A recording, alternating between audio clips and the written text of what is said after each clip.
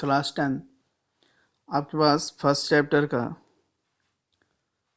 के last exercise आपके पास exercise 1.4. This is the last exercise of your first chapter. Now first question इसमें आपके पास, without actually performing the long division method, यानी कि आपको लॉन्ग डिवीजन मेथड जैसे आप सिंपली क्या करते हैं हम लोग डिवाइड करते हैं, उस मेथड का आपने यूज नहीं करना है. State whether the following rational numbers will have a terminating decimal expansion और a non terminating repeating decimal expansion. तो बिना आपने क्या करना, डिवाइड किया आपने ये बताना है कि जो फॉलोइंग आपके पास कुछ क्या है, इसमें क्वेश्चन है, ये कुछ रेशनल नंबर्स हैं, उन रेशनल नंबर में से कौन सा टर्मिनेटिंग है और कौन सा नॉन टर्मिनेटिंग रिपीटिंग है. तो आपके पास इसमें एक क्वेश्चन है, मतलब फर्स्ट क्वेश्चन का फर्स्ट पार्ट है 13/3125. 13/3125. तो आपको याद है लास्ट टाइम मैंने आपको बताया था कि अगर कोई भी नंबर है वो टर्मिनेटिंग तब होगा जब उसका जो डिनोमिनेटर है, यानी कि अगर कोई रेशनल नंबर से पी अपॉन क्यू के फॉर्म में लिखा गया आपके पास, और क्यू क्या उसका डिनोमिनेटर है, और ओबियसली आपको पता है क्यू जीरो तो नहीं है, लेकिन जो क्यू है आपका, अगर वो उसके फैक्टर, उसके जो प्राइम फैक्टर हैं वो इस टाइप से होना चाहिए 2n × 5m. अगर डिनोमिनेटर इस फॉर्म में हो जाए तो आप उसको बोलेंगे कि वो टर्मिनेटिंग है. इस फॉर्म में नहीं होता तो आप उस रेशनल नंबर को बोलने वाले हैं नॉन टर्मिनेटिंग रिपीटिंग. तो हियर 3125, इसके अगर आप प्राइम फैक्टर करेंगे तो आपको मिलेगा 5 × 5 × 5 × 5, 5 5 जा 25, 25 5 जा 125, 125 5 जा 625, 625 5 जा 3125. तो 1 2 3 4 5, तो कितने 5 हो गए इसमें 5, इसका मतलब इसको लिख देंगे हम 5^5. तो 13/3125 हो गया, तो 13 कितना हो गया 5^5. अब आपको पता है ये क्या है आपके पास 5 की पावर, इसमें m तो मिल गया आपको, लेकिन इसमें क्या नहीं है 2n नहीं है. तो 13 आप लिख सकते हैं इसको 2 × 0 × 5^5. 2 की पावर 0 का मतलब क्या हुआ कि n इसमें क्या हो गया 2n × 5m होता है. तो n इसमें 0 हो जाएगा और m इसमें कितना जाएगा आपका 5, क्योंकि आपको पता है कि जो n और m होते हैं दोनों क्या होते हैं इंटीजर, और आपको पता है 0 भी क्या होता है एक इंटीजर होता है. This shows that the prime factorization of the denominator 13/3125 is of the 3125 is of the form 2n × 5m के फॉर्म में आपके पास है. Hence 13/3125 has terminating decimal. तो इसका डेसिमल एक्सपेंशन कैसे हो जाएगा आपका टर्मिनेटिंग हो जाएगा, क्योंकि ये इस फॉर्म में, और ये जो लास्ट टाइम आपके पास जो थ्योरम थी वो उस बेसिस पे हो रहा है आपके पास.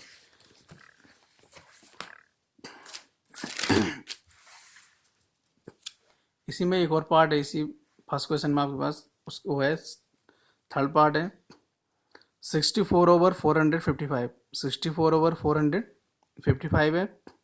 तो आपने क्या करना है, जो डिनोमिनेटर है 455 उसके प्राइम फैक्टर करने हैं. तो ऑब्वियसली 5 + 4 9 + 14 है सम, तो 3 से डिवाइड नहीं होगा तो किससे डिवाइड होगा फिर ये 5 से. तो कैसे हो जाएगा डिवाइड, सॉरी 5 से, 5 9 जा 45 एंड 5 1 जा 5, ये हो गया 91. फिर उसके बाद किससे नेक्स्ट प्राइम नंबर कितना था 7, तो आपको पता 13 7 जा 91. अब ये 13 से जाएगा तो कितना जाएगा आपके पास, 1 हो जाएगा. तो कैसे समझ में भी आया फिर आपके पास ये 5 7 और कितना हो गया आपके पास 13 हो गया. तो इसके जो प्राइम फैक्टर मिले आपको, क्या क्या प्राइम फैक्टर मिल रहे हैं आपको प्राइम फैक्टर मिल रहे हैं 5 7 और 13. तो क्या दिख रहा है आपको clearly, prime factorization of 455 is not of the form. ये किस फॉर्म में नहीं है 2 × 5m के फॉर्म में नहीं है, क्योंकि इसमें क्या है 5 तो है इसमें, लेकिन 7 और 13 भी है इसमें. So the decimal expansion of 64/455 is non-terminating repeating. तो जब आप 64 को 455 से डिवाइड करेंगे तो आपको क्या मिलेगा नॉन टर्मिनेटिंग मिलेगा, लेकिन साथ में क्या होगा आपको रिपीटिंग. तो ये इसका जो डेसिमल एक्सपेंशन है डिनोमिनेटर का वो टर्मिनेट नहीं होना. तो इसके जो अदर पार्ट हैं आप उनको इस टाइप से सॉल्व कर सकते हैं। बहुत सारे पार्ट इसमें, आई थिंक 8 to 10 पार्ट इसमें, तो आप उनको सॉल्व कर सकते हैं, इजीली आपसे सॉल्व हो जाएंगे। सेकंड है इसमें, write down the decimal expansion of those rational numbers in question number first. जो क्वेश्चन नंबर फर्स्ट है आपके पास, उस क्वेश्चन नंबर फर्स्ट में जो क्वेश्चन हैं उनका आपने डेसिमल एक्सपेंशन लिखना है, उन रेशनल नंबर का। Question number first above which have terminating decimal, लेकिन सिर्फ उसका डेसिमल एक्सपेंशन लिखना है जो टर्मिनेटिंग होगा। जो कैसा होगा आपका टर्मिनेटिंग, जैसे मैंने अभी जो क्वेश्चन सॉल्व कराया फर्स्ट का फर्स्ट पार्ट वो क्या था टर्मिनेटिंग का, और ये थर्ड पार्ट कराया सॉल्व ये कैसा आपका नॉन टर्मिनेटिंग रिपीटिंग है। तो इसका नहीं लिखना है, इससे प्रीवियस वन का आपने क्या करना डेसिमल एक्सपेंशन लिखना। तो मैं उसी को ले रहा हूँ 13/3125 है। इसके प्राइम फैक्टर आपको पता है अभी कितना आएंगे 5 × 5, 5 टाइम 5 आएगा, तो 13/, इसे क्या लिख देंगे आप 5⁵ और लास्ट टाइम मैंने आपको बताया था कि 2⁵ इंटू n और 5⁵m के फॉर्म में क्यों लिखते हैं, क्योंकि इससे उसको टर्मिनेट करना बड़ा ईजी होता है। तो ये हो जाएगा 13/5⁵। इसको हम लोग क्या करेंगे 2⁵ से मल्टीप्लाई करेंगे और 2⁵ से डिवाइड करेंगे, दोनों कैंसिल आउट हो जाएंगे तो ये बैलेंस रहेगा आपका। तो 2⁵ आपको पता 32 होता है, और अपॉन में क्या हो गया 5⁵ है 2⁵ है। जब दोनों की पावर क्या होती है सेम होती है, पावर सेम है, तो बेस को इस टाइप से लिख सकते हैं। और उसके लिए फॉर्मूला होता है आपके पास, वो ये होता है कि अगर a⁴n है, b⁴ भी कितना है n है, तो आप इसको लिख सकते हैं ab की होल पावर n, इस टाइप से लिख सकते हैं। ये 9th क्लास में आपके पास एक nth वाला फॉर्मूला था। तो जब आप 13 को 32 से मल्टीप्लाई करेंगे तो 13 2 जा 26 कैरी 2, 13 3 जा 39 प्लस 2 41, तो ये जाएगा 416, और ये 5 2 जा 10, 10 की पावर कितना हो गया आपका 5 हो गया। तो 416 अपॉन इसका 5 हो गया, इसका मतलब ये कि 1 के आगे कितने जीरो लगेंगे 5 0, तो 1 1 2 3 4 5 0 हो जाएंगे। तो ये 1 2 3 है, इससे पे तो 0 पॉइंट कितना हो जाएगा 00416, तो ये हो गया इसका डेसिमल एक्सपेंशन। तो इस टाइप से आपने जितने अदर क्वेश्चन, जो फर्स्ट एक्सरसाइज 4.1 का जो फर्स्ट क्वेश्चन है उसके जितने जो पार्ट्स हैं, उन पार्ट में जिसका भी टर्मिनेटिंग डेसिमल एक्सपेंशन आपको दिखेगा, उन सब के लिए आपने डेसिमल एक्सपेंशन लिखना है, और उसको बनाने का तरीका ये है आपके पास। इस टाइप से आराम से सॉल्व हो जाएंगे। इसके बाद इसी एक्सरसाइज में लास्ट क्वेश्चन है आपके पास, क्वेश्चन नंबर 3 है, the following real numbers have decimal expansion as given below, in each case decide whether they are rational और not. If they are rational and of the form p upon q, what can you say about the prime factor of q। वो कह रहा है कि आपको नीचे क्या है 3 rational number, 3 real numbers given है, 3 रियल नंबर्स गिवन है, उन 3 रियल नंबर्स का डेसिमल एक्सपेंशन गिवन है। उस डेसिमल एक्सपेंशन में आपने क्या करना है, आपने ये चेक करना है कि इनमें से कौन सा रेशनल है कौन सा रेशनल नहीं है। और जो आपको उसके बाद साथ में ये देखना है क्या इनको p अपॉन, अगर रेशनल है तो उस रेशनल को p अपॉन q के फॉर्म में लिखा जा सकता है।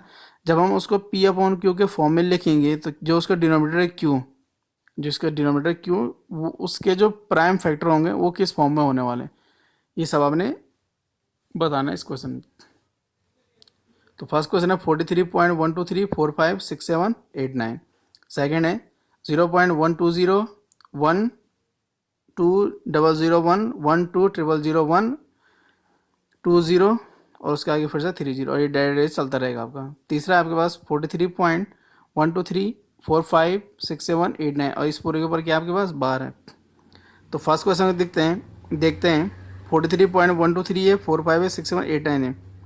तो ये आपको दिख रहा है टर्मिनेट हो गया, यहाँ इसका क्या हो गया एक्सपेंशन एंड हो गया, तो इसका मतलब ये कैसा आपका टर्मिनेटिंग है। तो इसमें हो जाएगा since the decimal expansion terminates so the given real number is rational. तो आपको पता है कि जो लास्ट टाइम थ्योरम बताए थे कि अगर किसी भी रियल नंबर का डेसिमल एक्सपेंशन टर्मिनेट होता है तो वो जो रियल नंबर होगा वो कैसा होगा आपका रेशनल होगा, and of the form p upon q। और किस फॉर्म में होगा आपका p अपॉन q। जब ये टर्मिनेट हो रहा था तो p अपॉन q इक्वल हो जाएगा 4 3 1 2 3 to 5 to 7 और 8 9, तो कितना हो गया इसके आगे 9 0 लगाएंगे, किसके आगे 1 के आगे, तो इसका पॉइंट हट जाएगा और 1 2 3 4 5 6 7 8 9 0 आ जाएंगे 1 के आगे, और जब इस साथ डिवाइड करेंगे तो यही मिल जाएगा। तो ये इसकी फॉर्म हो गई। 10 के 1 के आगे 9 0 तो इसे लिख देंगे 10⁻9, और 10 को आपको पता है कि 2 × 5 लिख सकते हैं, उसकी पावर कितना हो गया आपका 9 हो जाएगा। तो P/Q इक्वल हो जाएगा, डिनोमिनेटर सेम चल रहा है आपका, ये हो जाएगा 2⁹ इंटू 5⁹। इसके लिए एक थ्योरम थी, अगर ए बी की होल पावर n है तो इसको लिख सकते हैं a⁴n और b⁴n, जो ये फॉर्मूला होता है। तो हेयर क्यू दिख रहा होगा, क्यू कौन सा है, ये क्यू है, तो ये भी क्या हो जाएगा आपका क्यू। तो क्यू क्या हो गया 2⁹ इंटू 5 कितना हो गया आपका 9। तो इसका मतलब hence the prime factors of Q is of the form 2⁹ into 5⁹, या इसको क्या लिख सकते हैं 2⁴n इंटू 5⁴m के फॉर्म में लिख सकते हैं आप इसको। इसका इसका सेकंड पार्ट है, लास्ट से पहले लास्ट पार्ट है।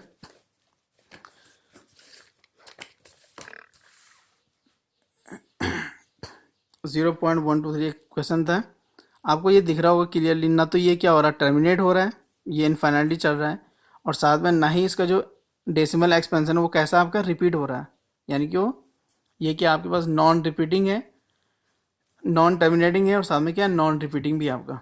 तो since the decimal expansion is neither terminating nor non terminating repeating, तो जब कोई किसी भी रियल नंबर का डेसिमल एक्सपेंशन ना तो टर्मिनेटिंग होता है और ना ही नॉन टर्मिनेटिंग रिपीटिंग होता है, तो इस केस में therefore the given real number is not rational, तो वो जो रियल नंबर है आपका वो रेशनल नहीं है। जब ये रेशनल नहीं है तो हम इसको P/Q के फॉर्म में नहीं लिख सकते हैं, और जब हम इसको P/Q के फॉर्म में नहीं लिख सकते हैं तो हम Q के फैक्टर के बारे में कुछ बोलेंगे नहीं, तो ये इससे फर्दर सॉल्व नहीं होगा। अब लास्ट पार्ट है आपके पास, इसी का थर्ड पार्ट है 43 पॉइंट। ये फर्स्ट पार्ट ही है, जो फर्स्ट पार्ट में था वही नंबर है, लेकिन उसके ऊपर क्या लग गया है बार।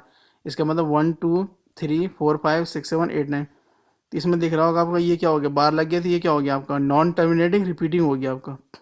तो since the decimal expansion is non terminating repeating therefore the given real number is rational, और जो नॉन टर्मिनेटिंग रिपीटिंग होता है वो क्या होता है आपका रेशनल होता है, and of the form P/Q, और हम इसको किस फॉर्म में लिख सकते हैं P/Q के फॉर्म में लिख सकते हैं। तो 9th क्लास में जो बार वाले क्वेश्चन थे जब हम उनको P/Q के फॉर्म में लिख देते, तो ये सेम वही मेथड होगा आपका। Let x equal to 43 point, और ये पूरा नंबर है आपका, तो मैंने इसको लिख दिया x इक्वल टू 43.1 2 3 4 5 6 7 8 9, रिपीट होता रहेगा इनफाइनाइट टाइम, तो फिर से लिख दिया 1 2 3 4 5 6 7 8 9 डायरेक्ट, इसको लिख दिया हमने इक्वेशन नंबर फर्स्ट। अब इसमें कितने पॉइंट के बाद जो फर्स्ट नंबर है वो सारे क्या हो रहे हैं आपके रिपीट हो रहे हैं, तो पॉइंट के बाद कितने नंबर रिपीट हो रहे हैं 9 नंबर इसमें क्या हो रहे हैं रिपीट हो रहे हैं। तो multiplying both sides of first by 1 और उसके आगे 9 नंबर लगा देना। उस समय इसके दोनों तरफ क्या करेंगे मल्टीप्लाई करके, लेफ्ट में भी और राइट में भी। जब लेफ्ट में मल्टीप्लाई करेंगे तो ये इस टाइप से हो जाएगा आपके पास, यानी कि 1 के आगे कितने जीरो हैं 9 0 इंटू एक्स इक्वल टू, और जब यहाँ मल्टीप्लाई करने वाले हैं इससे जब मल्टीप्लाई करेंगे तो ये इसका जो पॉइंट है आपका 43 पॉइंट जाके 9 के बाद शिफ्ट हो जाएगा। तो 4 3 1 2 3 4 5 6 7 8 9 पॉइंट, और ये उसके बाद तो इनफाइनाइट टाइम चलता रहेगा। इसको लिख दिया आप इक्वेशन नंबर सेकंड। इसका मतलब इसके बाद subtracting first from second we get, तो आपने क्या करना फर्स्ट को सेकंड से क्या कर देना सब्ट्रैक्ट कर देना। तो ये 1 के आगे कितने जीरो हैं 9 जीरो हैं into x minus x equal to, ऐसे राइट में होगा इस सेकंड से किसको माइनस करना आपने फर्स्ट इक्वेशन को। तो 4 3 1 2 3 4 5 6 7 8 9 पॉइंट ये यहाँ आ गया, इसके बाद डायरेक्ट चलता रहेगा। अब इसको माइनस करेंगे, इससे माइनस करेंगे किसको इस नंबर को, -43.123456789 जो ये नंबर था फर्स्ट इक्वेशन में 43.123456789 1 2 3 रिपीट होता रहेगा। इसके बाद ये डायरेक्ट चलता रहेगा। तो जैसे आप इसको माइनस करेंगे तो पॉइंट के बाद अगर इसमें देखते हैं ये पॉइंट है और इसके बाद जो नंबर है 1 2 3 4 5 6 7 8 9 डायरेक्ट, और यहाँ है 43 माइनस के बाद क्या लिखा हुआ है यहाँ पे 43.123456789, यानी पॉइंट के बाद के नंबर क्या है सेम है, तो वो जब माइनस होंगे तो जीरो हो जाएगा। और ये जो नंबर दिख रहा है आपको इससे माइनस करेंगे किसको 43 को, तो लास्ट में कितना 89 है, 89 से 43 को माइनस करेंगे तो 9 - 3 6 और 8 - 4 कितना जाएगा 4। तो ये और यहाँ इससे जब इसको माइनस करें तो इसमें 3 9 कितने टाइम है, 3 3, 9 टाइम कितना आ जाएगा आपका, 9 आ जाएगा। तो 999 कितना x इक्वल टू 43123456746। और ये यहाँ क्या है, ये नंबर किस में, लेफ्ट में मल्टीप्लाई में, तो राइट में जाके कहाँ चल जाएगा, डिवाइड में। तो x इक्वल टू 43123456746। और ये फर्दर क्या हो रहा है, यहाँ से सिंप्लीफाई हो रहा है। तो सिंप्लीफाई होने के बाद इसका मतलब किससे डिवाइड हो रहा है आपका, 3 से डिवाइड हो रहा है। तो 3 से डिवाइड होने इस तरह से नंबर आ जाएगा, और इसका डिनोमीटर ऐसे चेंज हो जाएगा। तो हेयर क्यू इक्वल टू कितना है आपके पास, 3 ये इस टाइप से नंबर है कोई आपके पास, 9 टाइम क्या है, 3 है, which is not of the form, और ये किस फॉर्म में नहीं है, 2n/5 के फॉर्म में नहीं है आप। तो यहाँ तक आपने देखा एक्सरसाइज 1.4 आपका कंप्लीट हो गई है। और एक्सरसाइज 1.4 कंप्लीट होने का मीनिंग ये है कि आपका जो चैप्टर फर्स्ट है, ये जो फर्स्ट चैप्टर आपका, ये भी क्या हो गया आपका, कंप्लीट हो गया है। तो आपने क्या करना है, इसके एनसीईआरटी के जितने क्वेश्चन हैं, एग्जाम्पल्स हैं, जो आपको सिलेबस में बताया था, आपके पास सिलेबस में जो है वो सारे एग्जाम्पल्स और वो सारे क्वेश्चन आपने अपनी नोटबुक में कर लेना है, या साथ में आपने उससे क्या करना, प्रैक्टिस भी करते रहना है इसके साथ साथ। Thank you. Class 10th।